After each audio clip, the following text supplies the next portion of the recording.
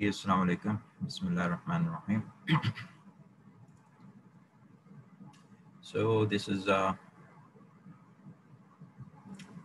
another lecture on linear control theory, and today we will talk about mathematical descriptions of systems for the linear control.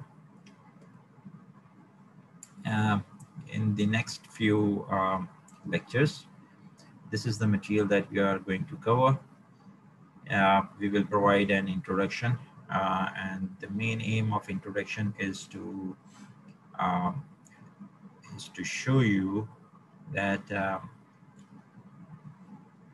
to show you why we are using why we have to study the background of a system. For example, practically we talk about there might be a practical system. Okay, so in a practical system we apply system. This can be practical system, can be a generator. This can be for example, a car. It can be a drone, okay, a robot, okay, the overall power system. So there are many practical systems. So we are used to, we can aspire and we are used to work with the one of these things. But when it comes to the analysis and design of these systems, for example, a controller, for in case of all of these four examples that I just listed here, if you want to improve the generator, for example, currently the generator that we have may have some specifications, or it may need some high power or prime mover. The car that we are using, it maybe have some maybe the fuel consumption is high for the car. Maybe the drone that we are using is has, let's say, 2 hours of flight, and we want to improve the 2 hours to, let's say, 5 hours of flight, for example, or the accuracy may be wrong, and similar goes for the robot. So if we need to improve, if we want to improve and or design new system, we need to go back to basics of the mathematical and physical nature of that system.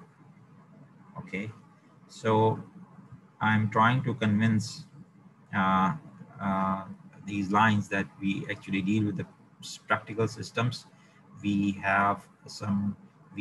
apply some inputs, signals, okay, and we observe or we get some output from the system, and you can say that these are like signals or the output actions performed by that system. And also this whole system may have some kind of impact because of the whole environment. Okay, so we may have some kind of a environmental signals. They may be affecting this practical system. For example, normally we call it ambient temperature, okay, the pressure, okay, and also, for example, if I'm talking about especially the drone, flying drone, so the air, wind, air, airflow will affect this. If we are talking about the car, so the road that we are using, road resistance uh, will have an impact on our system. And you can think about the cruise control in case of a car, that if you have uphill here, okay, in case of uphill, your car will be having and the car is moving here, so the uphill will be affecting the cruise control, okay. And similarly the downhill, uh, uh, any sort of downhill, it's very steep like this one, okay. So if your car was here, okay, and so the downhill was may cause an increase, and uphill may cause a decrease in the acceleration. And if you want to maintain your speed to 100 kilometers per hour, so your controller have to act it properly. Okay, so how are you, Masood?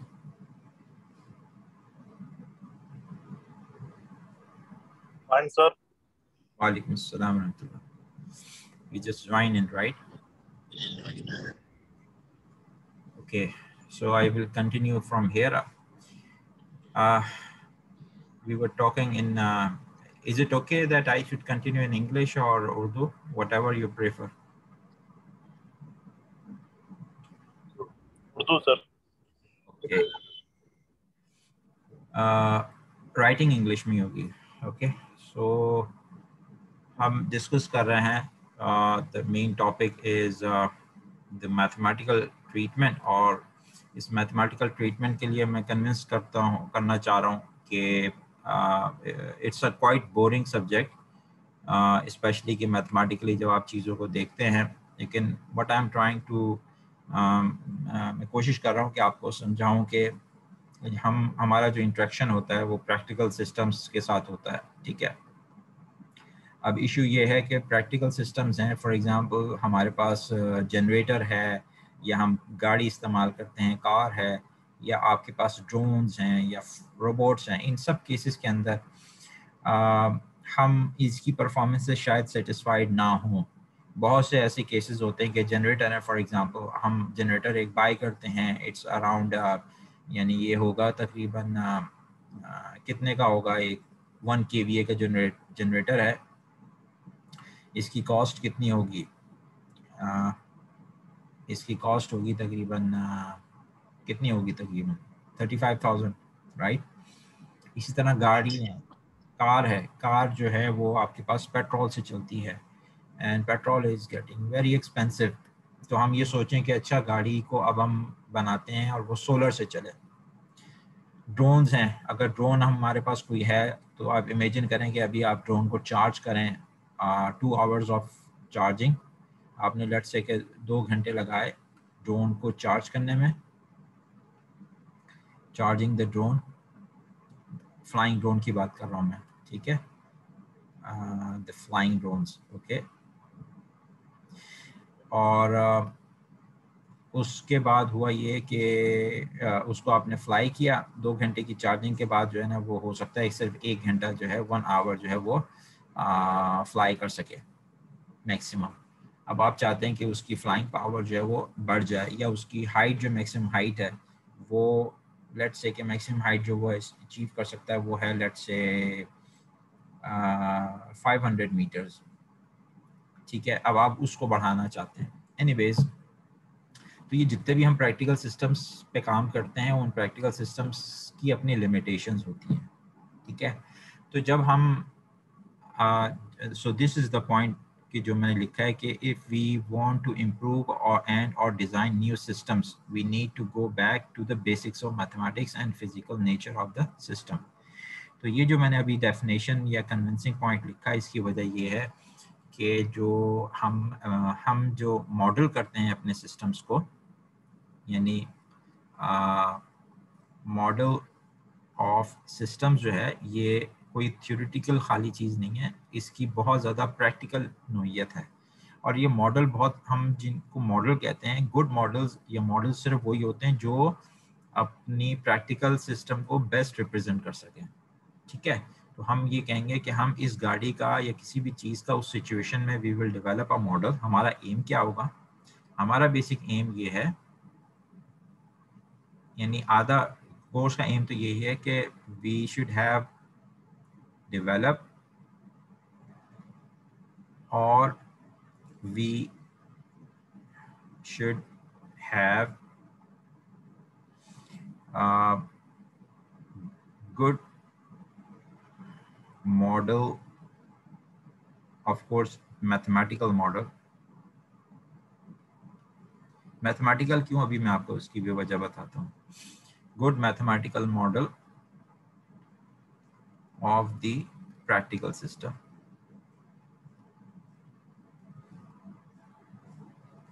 तो इसकी अहमियत को आज समझना बहुत ज़्यादा ज़रूरी है, क्योंकि if once you know the importance, फिर आप उसको अच्छी तरह से पढ़ेंगे भी और उसमें मेहनत भी करेंगे। ठीक है, लेकिन अगर एक चीज़ की इम्पोर्टेंस का एहसास नहीं हो पाए तो फिर हम उसमें एफर्ट नहीं कर सकते उसकी वैल्यू करनी।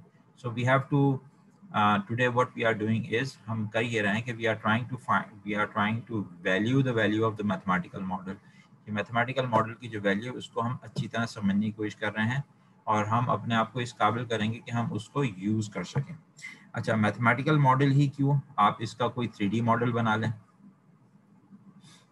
इसकी वजह बताएं। व्हाई मैथमेटिकल मॉडल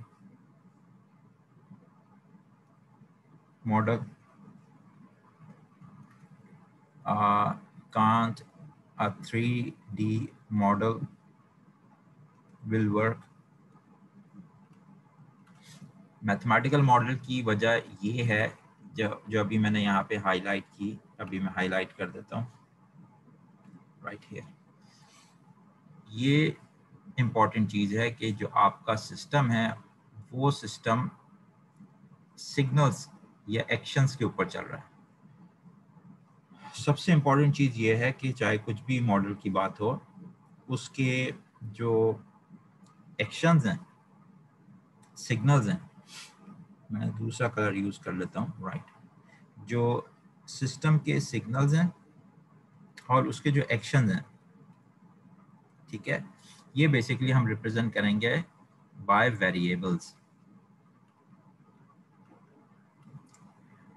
और जो उसके क्या कहना चाहिए फंक्शन है, सिस्टम का जो फंक्शन है वो आपका रिप्रेजेंट करेगा कि उन वेरिएबल्स के साथ आप प्रोसेस कैसे कर रहे हैं, how the variables are processed. For example, अगर मैं एक छोटा सा एम्पलीफायर बनाता हूँ, ओके, कोई ऑपरेशन एम्पलीफायर है, ये आउटपुट है इसकी माइनस प्लस, और ये इसकी इनपुट है, इसकी इनपुट है वी इन, ये वी आउट, और ये इसका फीडबैक रजिस्टर है और ये इसका आर इन रजिस्टर है।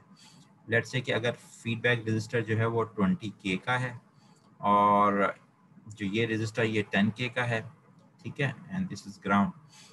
तो आउटपुट और इनपुट सिग्नल्स जो हैं इनको हम कैसे इंटर रिलेट करेंगे? ये इनपुट सिग्नल हो जाएगा, इनपुट सिग्नल हमारे पास एक मौजूद है, ये आउटपुट सिग्नल है, ठीक है। तो हम इसको अगर बॉक्स फॉर्मेट में लिखना चाहेंगे तो ये इस तरह से होगा कि ये एक एम्पलीफायर है जिसका गेन लेट्स से K है, इसकी इनपुट जो है वो वी इन है, इसकी आउटपुट जो है वो वी आउट है, और इसका जो मैथमेटिकल फार्मूला होगा, इसका मैथमेटिकल फार्मूला याद है आपको? इसका जो मैथमेटिकल फार्मूला होगा वो होगा वी आउट बराबर है, वी आउट बराबर होगा minus R F upon R in times v in, ठीक है।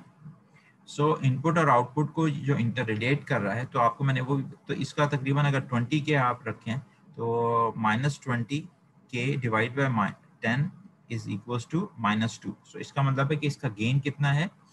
k जो है इसका है -2.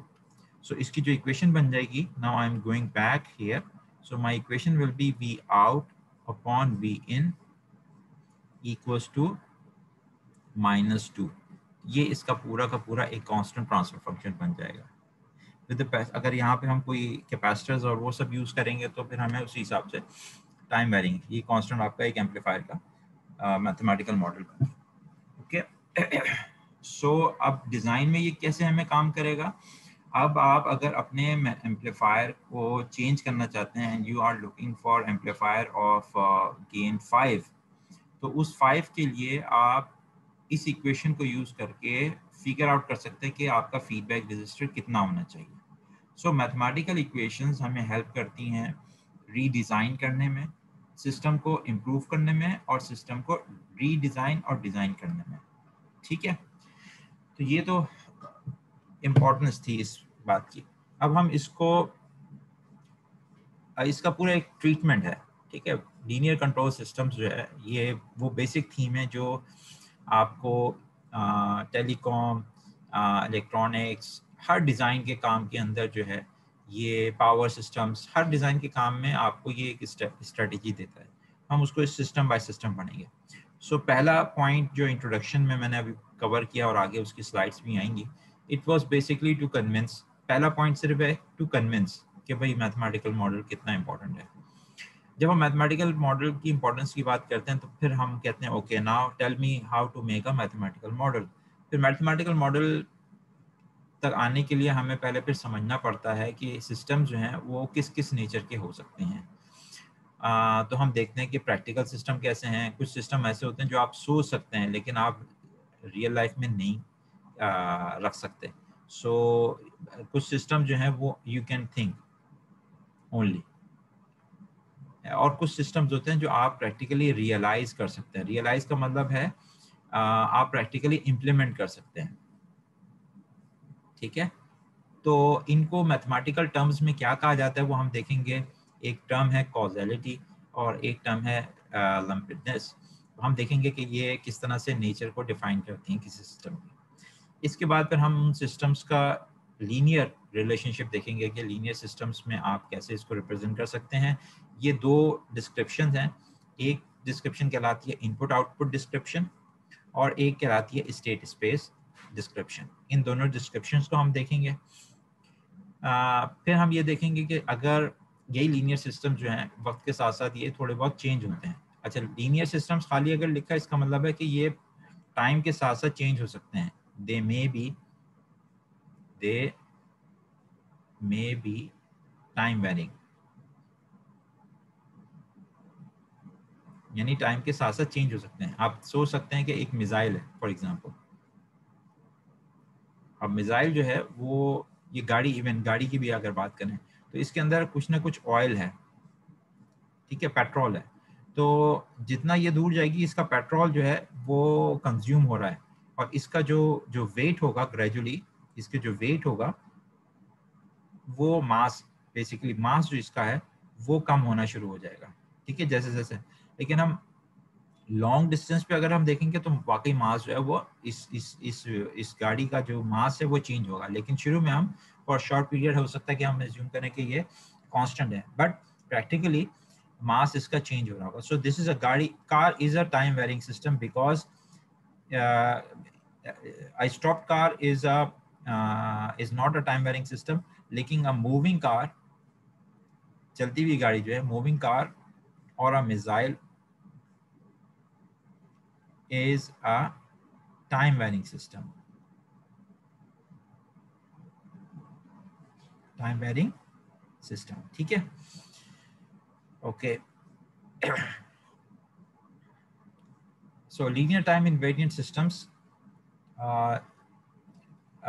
उसके बाद हम देखेंगे लीनियर टाइम इनवेरिएंट सिस्टम्स क्या हैं कुछ, और उनकी इनपुट और आउटपुट डिस्क्रिप्शंस जो है वो किस तरह से हम कर सकते हैं. And then we figure out कि अच्छा क्योंकि लीनियर टाइम इनवेरिएंट सिस्टम है तो वहाँ पे अब हम हमें बेनिफिट होता है कि हम लेप्लास ट्रांसफॉर्मेशन जो है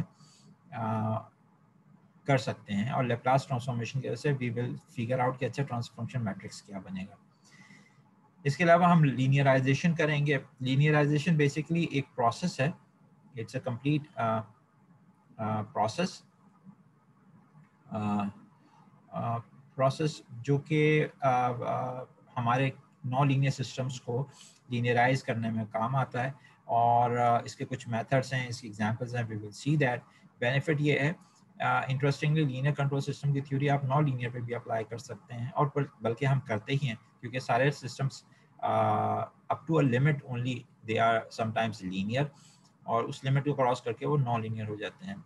ठीक है, वो ऑपरेशनल लिमिट छोटी भी हो सकती है, वो हो सकता है बियॉन्ड द ऑपरेशनल लिमिट हो, but ultimately all systems are non linear.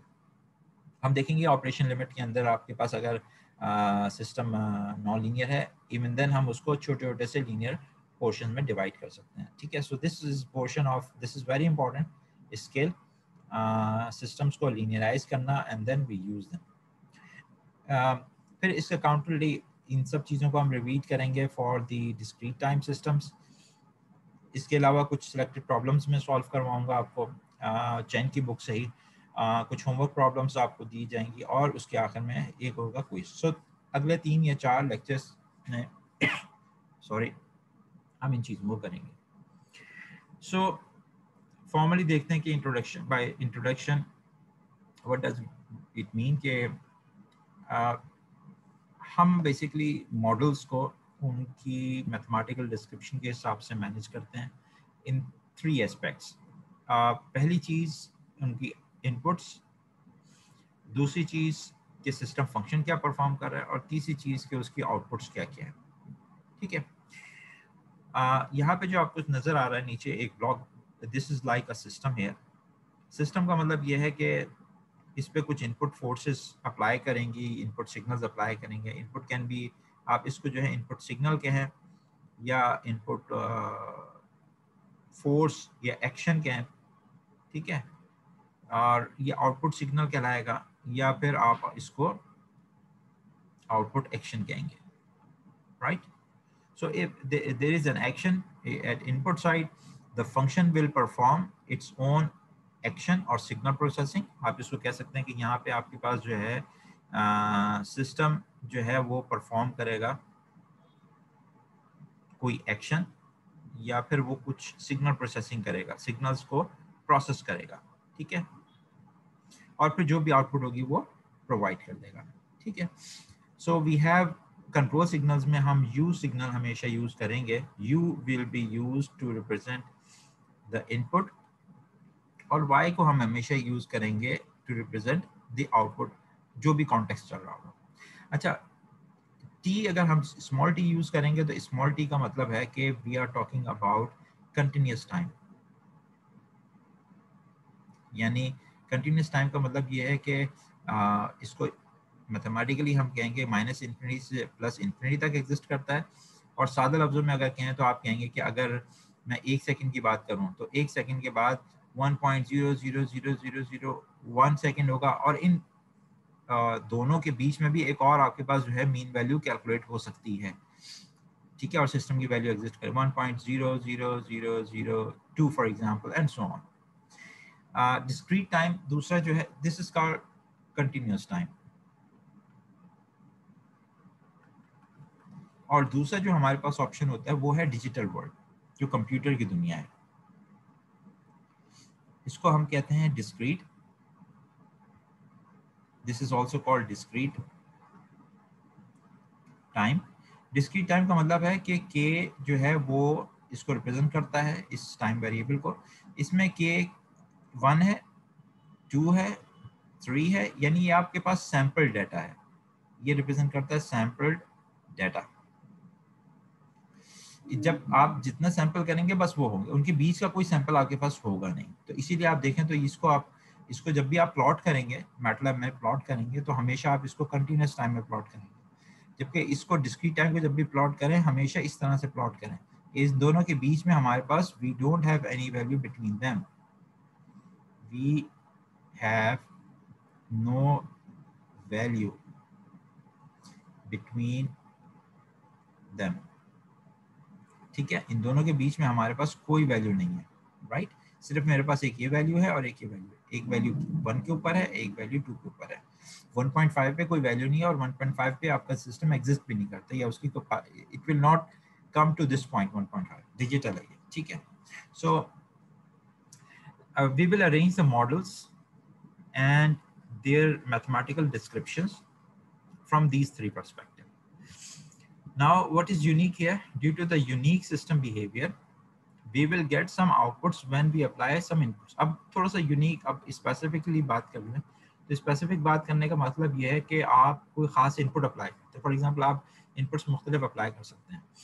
आप उसको इनपुट जो है वो ग्रेजुअली अप्लाई कर सकते हैं, ग्रेजुअली अप्लाई कर सकते हैं, ठीक है.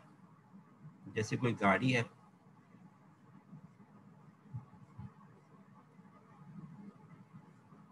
ग्रेजुअली अप्लाई अ सिग्नल, यानी for example pushing a car by hand, ठीक है. आप किसी गाड़ी को पुश कर रहे हैं तो वो गाड़ी यहाँ पर मौजूद है और आप ग्रेजुअली जो है ना उसको ग्रेजुअली, मैंने लफ्ज यूज किया ग्रेजुअली, तो you start pushing here, you are standing here somewhere and you start pushing it gradually. पहले आपने सिर्फ इस पे हाथ रखे, okay, and with respect to time, और ये फोर्स है जो आप अप्लाई करेंगे. This is force that you apply. शुरू में ही फोर्स जीरो होगी, आपने सिर्फ हाथ रखी, उसके बाद आप आहिस्ता आहिस्ता उसको पुश करने की कोशिश करने लगे, okay. And there will be a certain point in time कि जब वो गाड़ी आहिस्ता आहिस्ता मूव करने लग जाएगी और and you start keeping that force. Let's say कि ये 10 न्यूटन होगा, तो यहाँ से यहाँ तक का टाइम ये आप ग्रेजुअली अप्लाई कर रहे हैं, ठीक है. And then you are, so this is one type of input. इसको आप कहेंगे कि ये आप जो अप्लाई कर रहे हैं this is a ramp signal. Let's say यहाँ तक का रैंप. ये भी कर सकते हैं कि अचानक आप जो है द कार इज हियर. अच्छा, अब मैं आपकी एक और कार बना देता हूँ. This is your car, you are sitting in your car, okay. This is your car, और इस कार के साथ आप पिछली कार को कनेक्ट कर देते हैं, ऊपर वाली ही गाड़ी को, ठीक है. This is car A, this is car A, and you start and you apply a force, sudden input. आप फोर्स इस पे अचानक अप्लाई कर देते हैं, सडन एफ आप अप्लाई करते हैं. You apply a step input, यानी sudden pull from another car. तो इसको अगर आप ड्रॉ करना चाहेंगे विद रिस्पेक्ट टू टाइम, तो ये जो आपके पास ये वाली जो फोर्स है, let's say this is F B. तो ये एफ बी जो आपने अप्लाई की है, this will B, for example आपने 2 सेकेंड्स के ऊपर इसको अप्लाई किया एग्जैक्टली. आपने कनेक्ट वगैरह कर लिया और जैसे ये 2 सेकेंड पे अचानक आपने इसको अप्लाई किया, तो this will B an application of 2 seconds and you apply let's say 50 newtons. तो सडन आप अप्लाई कर दिया and then you keep it there, constant force apply की, F constant, ठीक है. तो now coming back to this point, वापस मैं इसी पॉइंट पे आता हूँ, सेकंड पॉइंट पे. ये लिखा हुआ है due to unique system behaviour. अब ये गाड़ी का अपना एक बिहेवियर होगा. जो पॉइंट है यहाँ पर नोट करने का वो ये है कि ये गाड़ी जो है इसका अपना एक मास है, ये किसी जगह पे खड़ी है, उसका अपना एक फ्रिक्शन है, यहाँ पर रोड के फ्रिक्शन भी यहाँ पे मौजूद है. ये गाड़ी है, इसका अपना इंजन है, ये ऑन है और ऑफ है. For equals to for example F equals to M A के हिसाब से, दिस शुड बी स्मॉल ए.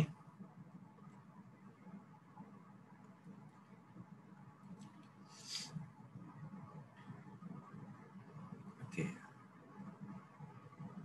ठीक है. F equals to M A के हिसाब से ये जो दिस बॉडी विल बी, ये गाड़ी जो है इसको हम एक मास के हिसाब से the acceleration will be produced. ये अगर x इसका कोई x distance होगा, x is 0 and then there is an X A and the force is applied.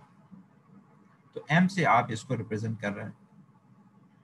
Okay, सो इस m की वजह से जो ये सिस्टम है इट विल बिहेव यूनिकली, और इसका जो बिहेवियर होगा वो डिपेंड करेगा बेसिकली जो आपने जिस टाइप की इनपुट अप्लाई की। तो इनपुट की टाइप ऑफ इनपुट, सिग्नल या फोर्स, और जो आउटपुट सिग्नल्स आएंगे आपके पास वो डिपेंड करेगा कि आपके पास जो ये सिस्टम है ये किस तरह बिहेव करता है। तो ये हमारा सारा का सारा जो मेन एम है वो ये है कि टू फिगर आउट कि या ये है क्या चीज़, इसको कौन सी इक्वेशन रिप्रेजेंट करती है। ठीक है, I will repeat the second point, due to the unique system behaviour, और ये यूनिक सिस्टम बिहेवियर ही हमें फिगर आउट करना है कि ये क्या है, वो कौन सी इक्वेशन जो इनपुट और आउटपुट को रिलेट करती है, यानी यू और इस सिस्टम में है and what is this here, और ये आउटपुट है। ठीक है, सो इस केस में F equals to M A के अंदर आपके पास अगर आप एक्सेलरेशन को मेजर कर रहे हैं तो F equals to M A will be your input will be your force and output will be your acceleration. आप अगर इसकी आउटपुट को वेलोसिटी में करना चाहते हैं तो व्हाट विल बी हियर, इसको थोड़ा सा मैनिपुलेट करें, एफ इक्वल्स टू एम और ए की जगह पे आप d v upon D t लिखेंगे, rate of change of velocity. ठीक है, और rate of change of velocity जो है this will be your let's say k V dot. Okay, हम इसकी तरफ मजीद आएंगे। अच्छा, rate of change of velocity के अलावा आप इसको मजीद चेंज कर सकते हैं with F equals to M D square X upon D T में, यानी ये डबल डी टी स्क्वायर यानी डिस्टेंस का। ठीक है, ओके, सो ये हमें फिगर आउट करना है। So the response of to the input is observed by measuring the output.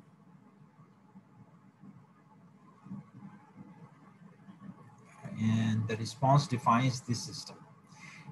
The response to the input is observed by measuring the output. ठीक है, अब ये जो रिस्पॉन्स है हमारे पास टू एनी इनपुट, इसको हमें कैसे पता चलेगा, हम आउटपुट को मेजर करते हैं। यानी बेसिकली यहाँ पर हम क्या करेंगे, यहाँ पे हम सेंसर्स इंस्टॉल करते हैं ताकि हम मेजर कर सके आउटपुट को, right. And the response defines the system. अब जिस तरह का रिस्पॉन्स होगा वो, सो ये वाला सिग्नल और ये वाला सिग्नल, इन दोनों को आप साथ लें और इसको ब्लैक बॉक्स के तौर पर ट्रीट करते हुए हम फिगर आउट कर सकते हैं कि what will be the output. In simple terms में ये लिख सकता हूँ, इन मशीन लर्निंग और data science you can assume let this is equals to alpha naught plus alpha 1 and u plus alpha 2 u square, let's say आप ये polynomial assume करते हैं and then find alpha naught, alpha 1, alpha 2 using the input and output data. So this thing is called basically regression, और ये data science का पहला जो है टॉपिक है, और मशीन लर्निंग का भी ये पहला ही टॉपिक होता है कि जिसमें आप इनपुट और आउटपुट के सिर्फ डाटा से, आप इनपुट डाटा को लेते हैं, you have input data and you have the output data, और उन दोनों डाटा सेट्स को यूज करते हुए आप मशीन लर्निंग का एक एल्गोरिथम है जिसको हम रिग्रेशन कहते हैं, you can find for example this model, या इससे और भी आप लीनियर बाय मुख्तलिफ मॉडल्स आप फाइंड आउट कर सकते हैं। ओके, सो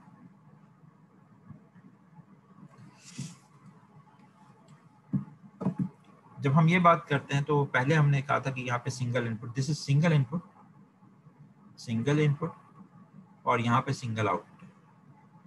लेकिन हमेशा ऐसा नहीं होता, आप किसी भी सिस्टम को मल्टीपल इनपुट मल्टीपल आउटपुट में ले जा सकते हैं। बहुत कम सिस्टम है जिनको आप हमेशा ही सीसो के तौर पर ट्रीट करेंगे। ज़्यादातर सिस्टम जो हैं वो मीमो के तौर पे लिए जा सकते हैं, and we can convert them. Any MIMO system for your simplified analysis आप उसको सीसो में भी कन्वर्ट कर सकते हैं। Okay, so depending on the number of terminals, or basically this is what you decide. अभी तो हम आप एग्जांपल्स करेंगे, afterwards you will decide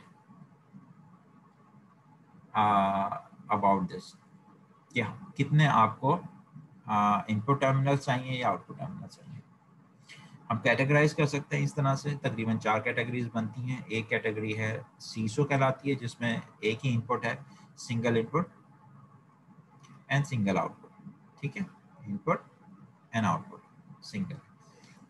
दूसरी कैटेगरी है सीमो। सीमो के अंदर आपके पास सिंगल इनपुट होगी, लेकिन आउटपुट जो है वो एक से ज्यादा हो सकती है।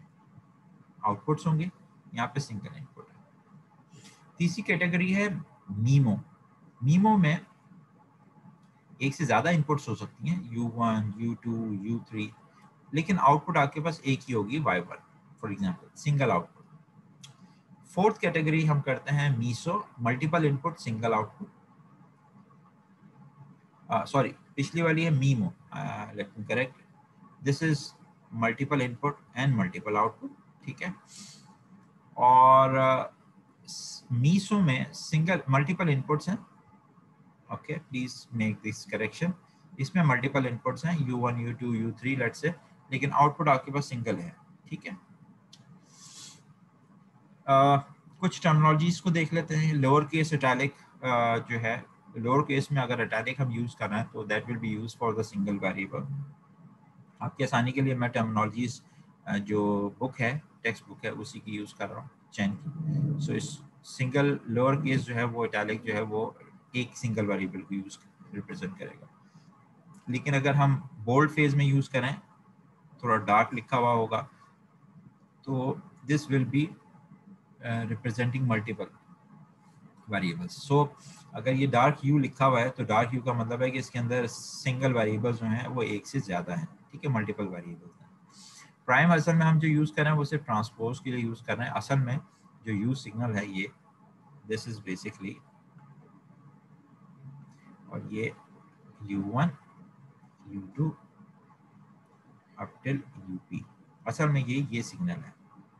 ठीक है, ये वाला,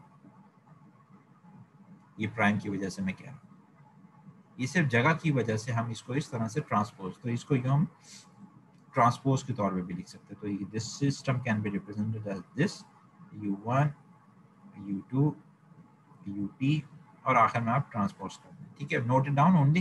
ट्रांसपोज आपने सिर्फ राइट हैंड साइड के ऊपर वेक्टर पे लगाना है, इस पे नहीं। ये U तो हमेशा U ही रहेगा। Okay, so continuous time versus discrete time, ये हम पहले भी देख चुके हैं। फॉर्मली अगेन इसको देख लेते हैं कि सिस्टम जो है, it is called continuous time if it accepts continuous time signals as its input and generates continuous time signals as its outputs. For example, अगर मैं एक एम्पलीफायर बनाता हूँ, तो ये जो एम्पलीफायर, ऑपरेशनल एम्पलीफायर, वो ऑप एम्प बेस्ड एम्पलीफायर जो है, ये आपके पास जो है, this amplifier can be treated as is basically a continuous time signal. ठीक है, इसमें इनपुट जो है वो कंटिन्यूसली आती रहेगी Vin, और ये कंटिन्यूसली जो है ना आपके पास आउटपुट को जनरेट करता रहेगा, राइट, जिसमें से रजिस्टर्स हैं, कैपेसिटर्स भी आपके पास आ सकते हैं, इंटीग्रेटर भी हो सकता है ये। और लेकिन अगर हम so this is a continuous time example of a system, तो कंटिन्यूसली जो भी वैल्यू आ रही है आपके पास आउटपुट आ रही है। पावर सिस्टम्स हमारे जो है, फॉर एग्जांपल पावर सिस्टम जो हमारे पास इलेक्ट्रिकल पावर सप्लाई जो है, दिस इज बेसिकली कंटिन्यूस। ठीक है, लेकिन अगर आपके पास कोई डिजिटल मीटर्स उस पर लगे हुए हैं, डिजिटल मीटर्स आपके कंटिन्यूस टाइम सिस्टम नहीं है, वो उनके पास कोई ना कोई वो कंटिन्यूस टाइम सिग्नल के साथ जो है वो कनेक्टेड होते हैं via there is something called A to D converters, ADCs। ADCs के साथ कन्वर्टेड होते हैं। एक तरफ से वो एनालॉग सिग्नल लेता है और दूसरी तरफ जो है वो सिर्फ और सिर्फ सैंपल्स को फॉरवर्ड करता है कंप्यूटर में, और कंप्यूटर जो है वो हमेशा आपके पास इन सैंपल्स पे काम करता है। सो इन Y t or this bold yt, the time is assumed to be from minus infinity to plus infinity any time you have.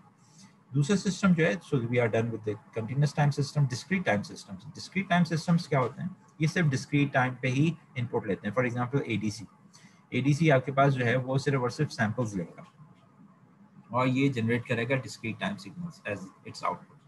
तो इनको रिप्रेजेंट करने का तरीका भी डिफरेंट है, यानी सारे के सारे जो डिजिटल सिस्टम्स होते हैं वो एक पीरियोडिक सैम्पलिंग पे आमतौर पे काम करते हैं। आप ए पीरियोडिक भी कर सकते हैं, लेकिन हम एज्यूम करते हैं कि सब पीरियोडिकली सैंपल करते हैं। पीरियोडिकली सैंपल का मतलब ये है कि for example they will only allow the input to come in at these times, ठीक है। तो ये इसका रीडिंग टाइम है, ये वाला ये वाला ये वाला, ये रीडिंग टाइम है इसका। और इन टाइम के बीच में इट विल नॉट रीड,